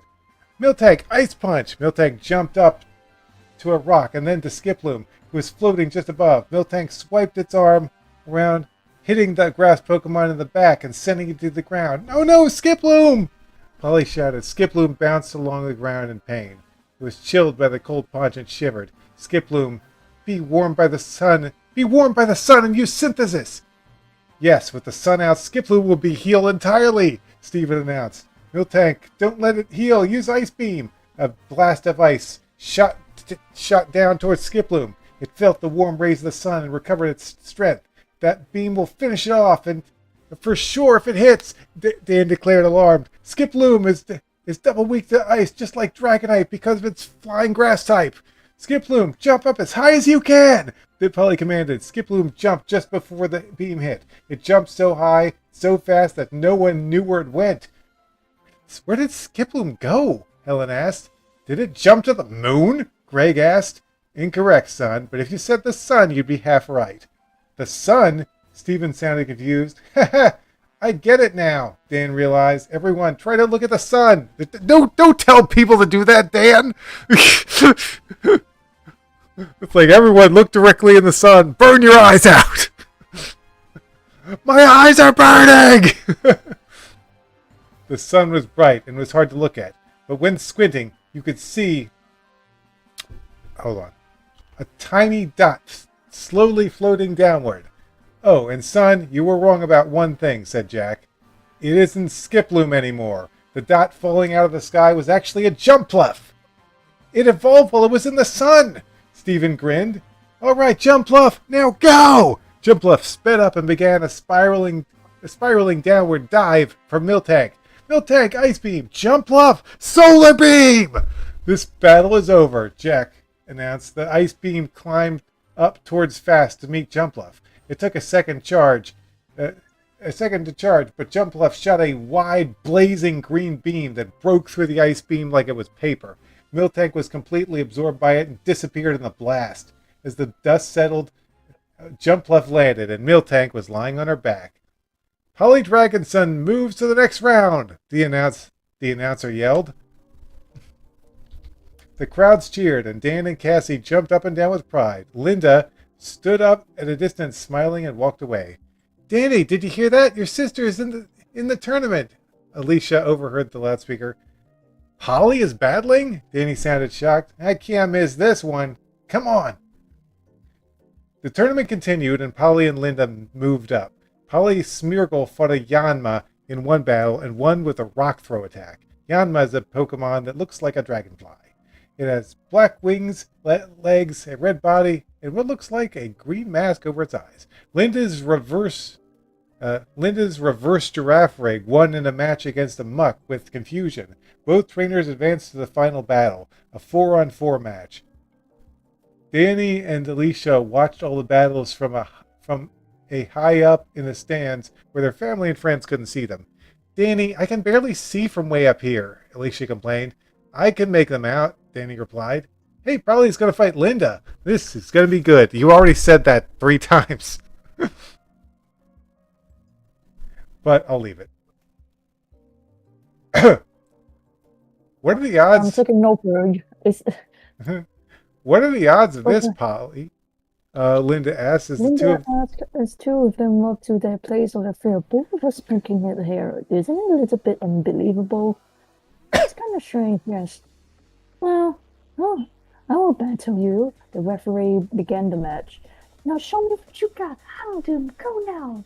Lapras, I need you. I'm here.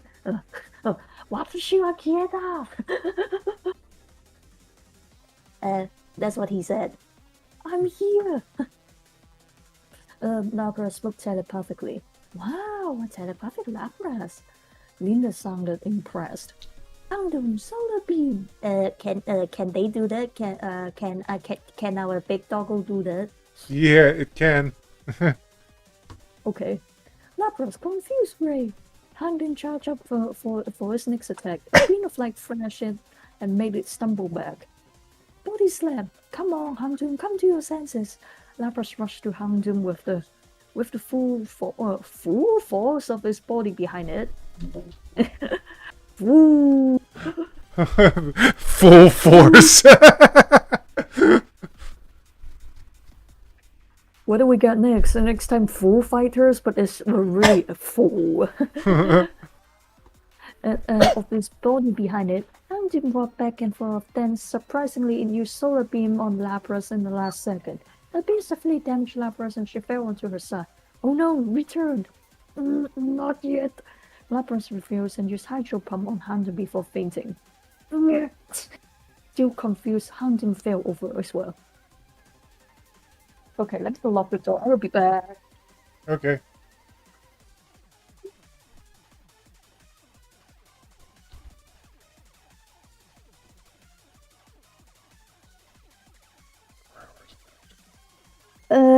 What is this?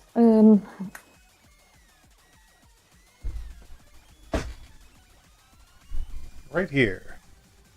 Right here, okay. Wow, they took each other out with powerful attacks. Danny was enjoying the fight. You saw what happened. At least you sound surprised. After you see Solar Beam and Hydro Pump dozens of times, it's pretty easy to notice it from a distance. Your Lapras packs a punch. I think you got a typo there again. Lapras packs a punch? Your Lapras packs a punch. It's always with the your, I swear. Linda said excitedly, Are all your Pokemon that strong? Oh, another one. Yeah, right there again. All your Pokemon. That's wrong. Well, I guess Polly replied, not knowing what to say. Good job, Polly, Dan cheered. Keep it up, Cassie added. Linda, try and knock one of Pokemon out without yours fainting. Greg criticized his sister. Ay, ay, ay. Don't talk that way to your sister. Okay, I'm sorry, just let go. Next up, Polly brings up Smeargle against Linders. A Smeargle, huh? This is going to be tricky. Linda thought to herself.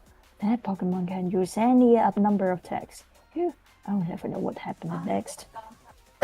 He's a Beagle. He's a Beagle. Don't worry about it. Okay, Smeargle. Use Lock On. Smeargle targeted Granbull.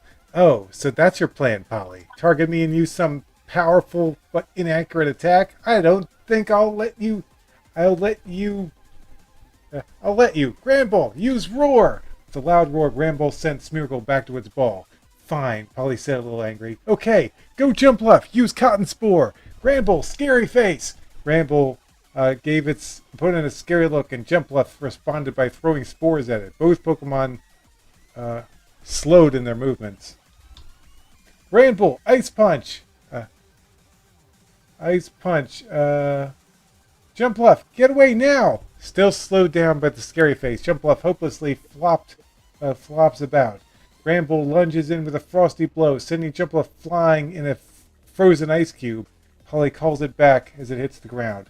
Linda's in the lead now, Greg pointed out. The parents cheered as their daughters on, while Danny remained high up in the stands. I hope Smeargle is up to it this time, Polly said silently. Go Smeargle! Granbull, use... Linda began, but was interrupted by Polly. Smeargle! Horn drill! Granbull, dodge! Oh no! Linda exclaimed as she realized what was going to happen. Smeargle turned its tail into a drill and stabbed Granbull in the stomach. Linda's Pokemon fell. What? But how could it? Barbara was shocked. Jumpluff helped out after all, Jack laughed. What do you mean? Greg asked. Jumpluff's Cotton Spore greatly decreased Jumpluff's speed, Dan answered. Yes, Jack continued, and then it was too slow to dodge Smeargle's one hit greatly no, hold on. Jumpluff's Cotton Spore greatly reduced Granbull's speed. There we go. I had a little mistake there. Dan answered, yes, Jack continued, and then it was too slow to dodge Smeargle's one-hit KO attack. Granbull, return, Linda commanded. Nice trick, Polly, but your Smeargle won't be lucky next time. I choose Giraffe Rig. Linda's strange reverse Giraffe Rig appeared on the battlefield. Now, Giraffe Rig, use agility! Giraffe Rig galloped across the arena. Smeargle, haze attack! A dark fog covered the field, stopping Giraffe Rig. Giraffe Rig, confuse Ray. Smeargle, safeguard! A shield of blue light covered Smeargle, deflecting the confusion. Fine. Giraffe Rig, hyper beam! Linda shouted, sounding very upset. No, what is she thinking? Jack exclaimed. She's going berserk, Greg squeaked. Why is she using Hyper Beam? Dan asked. She's getting tired of all of her moves being blocked, Barbara explained. She must be trying to knock Smeargle out fast, Jack observed. But if I'm correct... Counter it, Smeargle! Polly exclaimed. I knew it. Giraffe Rig's beam collided with a barrier and was stopped in its tracks. However, a moment later, the barrier broke. The beam split in two. One exploded on Smeargle and the other sent back to Giraffe Rig. Whoa!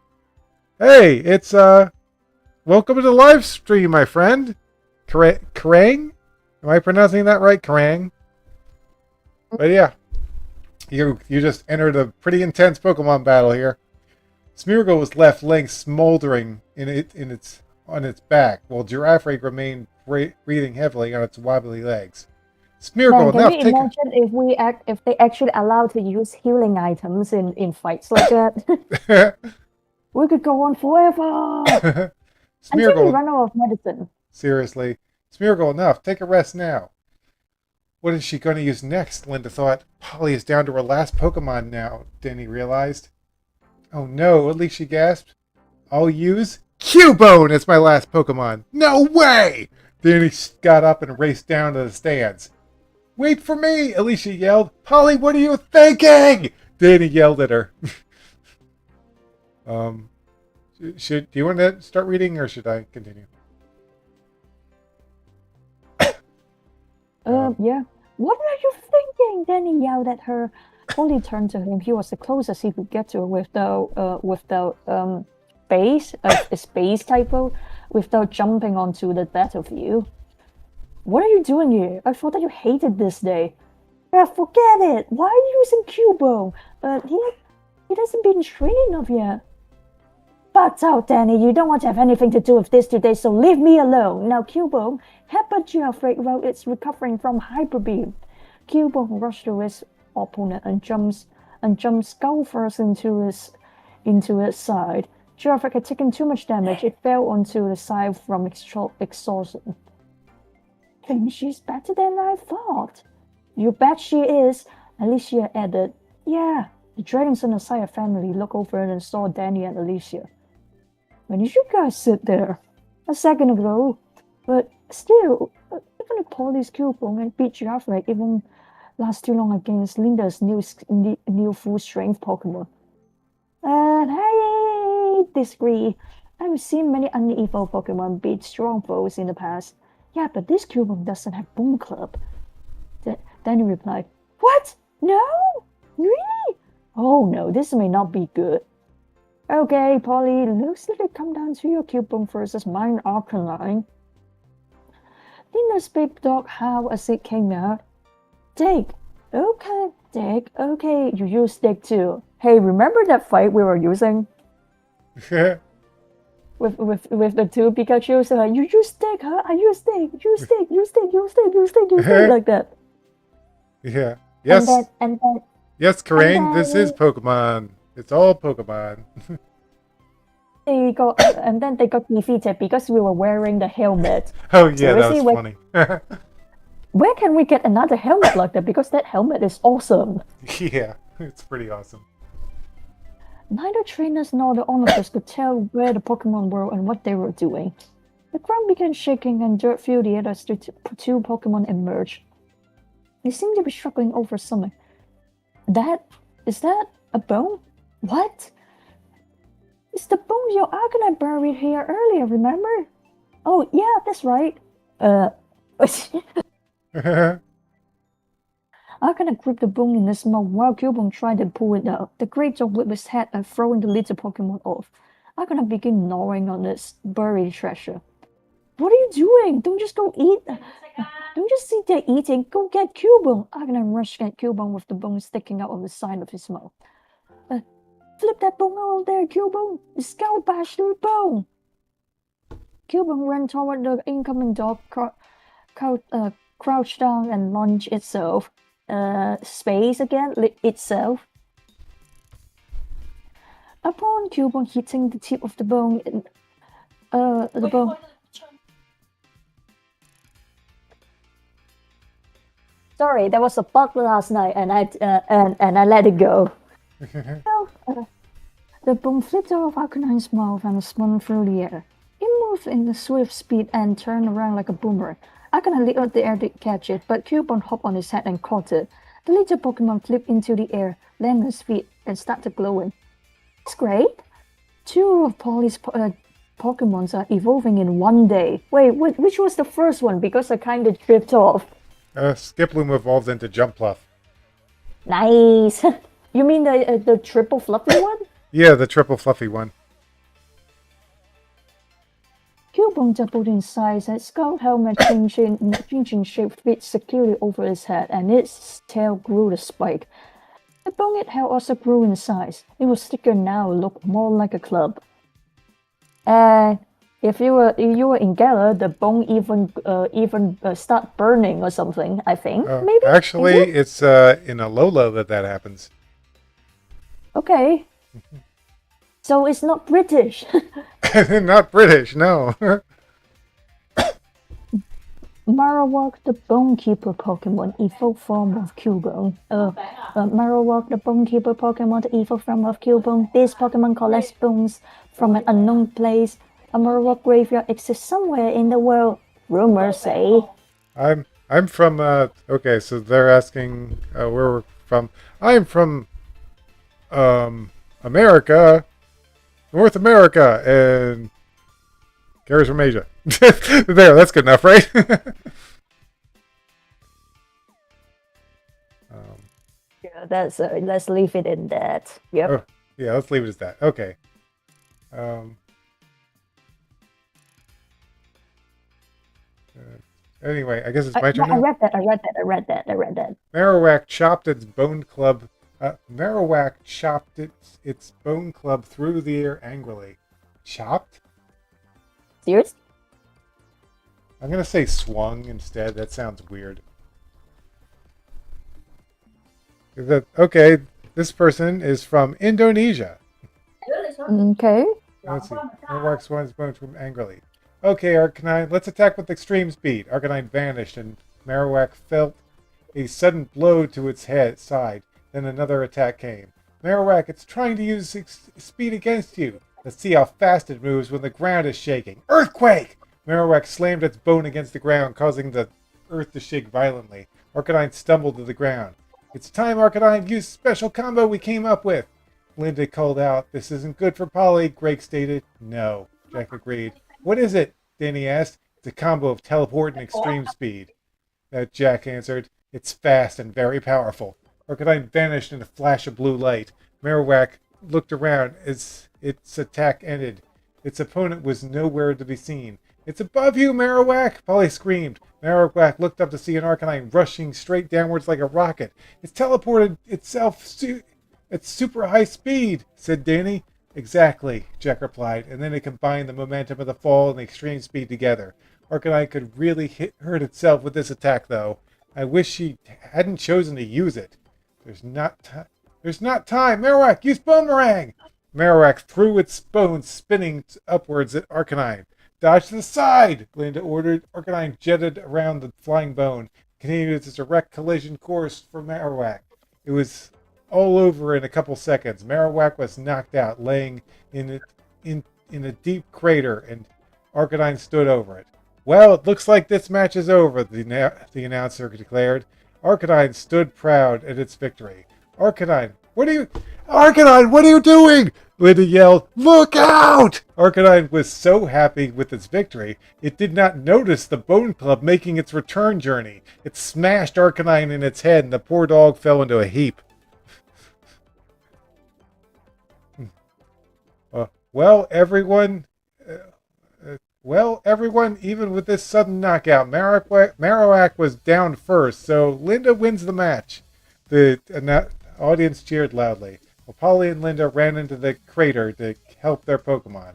Linda stroked Arcanine's fur and Polly held Marowak. Dumb dog, you never seem to be able to stay focused, Linda smiled. I'm proud of the way you fought, Marowak. Whoops, undo that.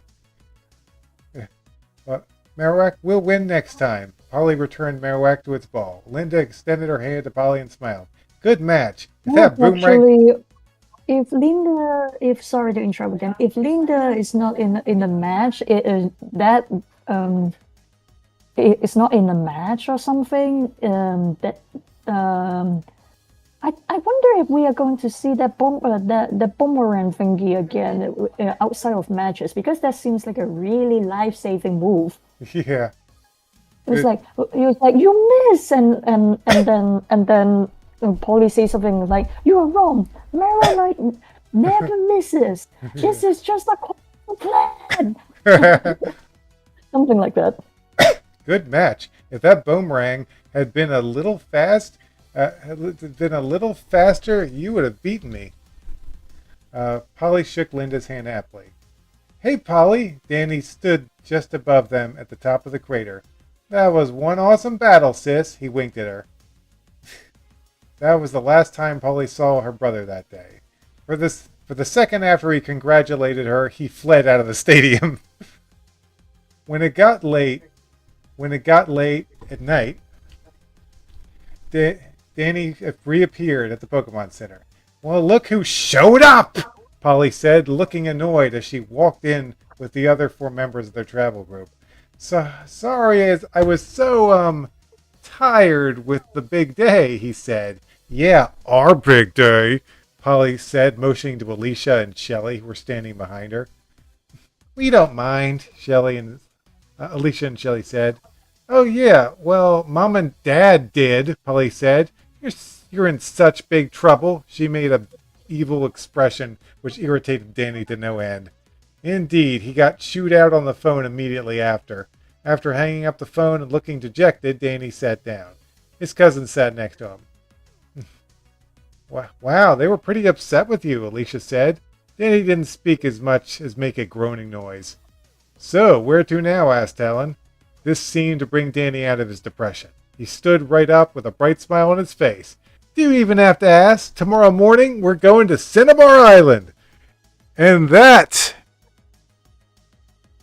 my friends, are the last words I wrote of this story when I was a teenager. We are going to have more chapters. Don't worry about it. And at this point, after getting caught up, I decided I was having so much fun with these characters and the story that I just had to continue it. And so I did. And it kept going and going and going and going. My sister was like, "Yeah, you sound very unconvinced. Like, we're going to be fine." I think. Yeah, it keeps going and going until whenever the Pokemon series decided to kick the bucket. Or I do. No, but seriously, I actually know the exact point I want the story to end. Wait, seriously? I thought that you said that you want the whole thing to like go on and on and on and on and on and on and on or something. I just wanted to cover a lot of different regions, and I've done that. Believe it or not. Wait, seriously? You mean with just the Pokemon? So maybe... Yeah. I'm confused.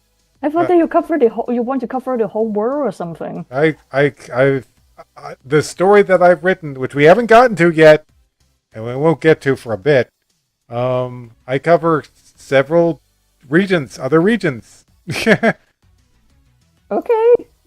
Including Kalos. Including Kalos, outside of Lumio City, for once.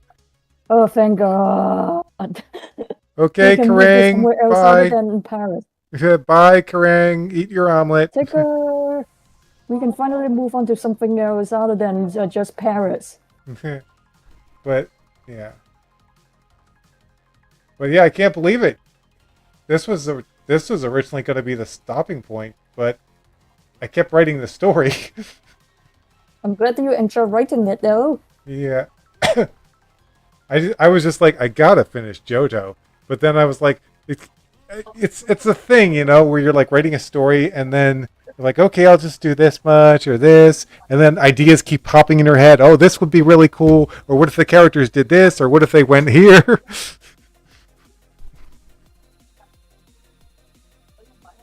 Plus, Danny and Dan are based on my original trainer characters from Fire Red and Fire. Just red and green, red and blue. Can't get it right. From my what is the name of Gary? Is Gary green or blue? I'm very confused. I don't know, but yeah, Dan was my trainer character in blue, and Danny was my trainer character in silver. Okay. Let's see. And then in the next games, I have characters that you have not been introduced to yet. You're going to show them to me later, so I'm not worried. Oh, jeez, my thingy just died. We'll get there. Let's see. How much time do I have on this thing? Yeah, I can watch you play rank for a little bit, and there are some moves that I can actually suggest to you if you want to. Maybe I could do that for a little bit. Anyway, but this is the end of the live stream. This is the end of the story live stream. Thanks for watching, guys. Yep. So, color theory moment. Anyway. But yeah, that's it. We'll probably read more of this next week, I guess. Okay. See you, let's see, tomorrow's Friday. Whenever. I might do a little live streaming tomorrow. We'll see. But yeah, I won't be here, but good luck on doing live stream anyways. I don't know what you will be doing though. I'll go and buy berries because you don't like when you don't like watching me do that. No, I think that I like the idea you go into what's the thing? You go into Humios to hunt for berries, but yeah, why can't they let us buy everything? One go, seriously. It's not Lena. It's like we have to buy everything one by one, and we are like. All right, Luffy wants my attention, so I guess I better go. See you next time, everybody. See you next time, bye.